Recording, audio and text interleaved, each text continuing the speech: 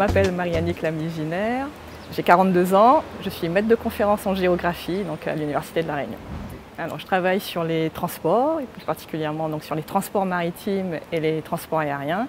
En règle générale, donc les mobilités dans le sud-ouest de l'océan Indien, Afrique australe, donc Namibie, Afrique du Sud, Mozambique, et les petits territoires insulaires du sud-ouest de l'océan Indien. La géographie, je dirais pour moi, au départ, c'est un rêve d'enfant, parce que c'est voyager dans les atlas et se dire plus tard, j'aimerais être géographe avec un concept très flou, parce que pour une enfant, qu'est-ce que c'est que la géographie?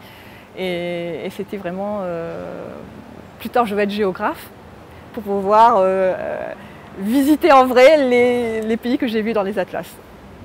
J'ai soutenu cette HDR il y a 15 jours, une HDR donc sur l'accessibilité et l'insularité.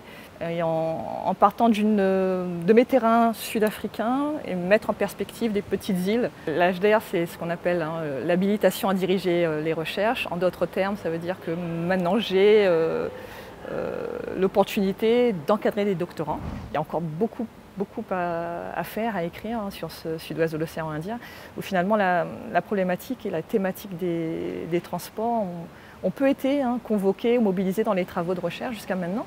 Et là, je pense qu'il y a des belles opportunités pour les doctorants de travailler sur ces champs-là. Pour un géographe, faire du terrain, c'est aller collecter des données, faire des entretiens, des questionnaires. Mon terrain en Afrique du Sud, le premier terrain, j'en garde un souvenir ému d'ailleurs, c'est Richards Bay, donc à 160 km au nord-est de Durban. Donc là, je commence à travailler sur le port de Richards Bay, qui est le plus grand port africain en termes de trafic.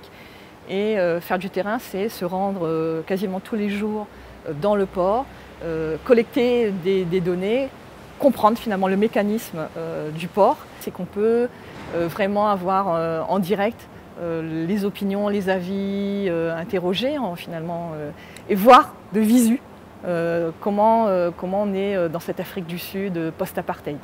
Et j'ai eu de la chance d'être tutorée par la directrice du terminal de vrac solide du port, qui m'a fait découvrir ce monde portuaire, ce microcosme portuaire. Et ça a été pour moi une découverte étonnante et en même temps, j'allais dire, qui a révélé finalement un amour pour les transports maritimes et qui m'a jamais abandonnée en fait.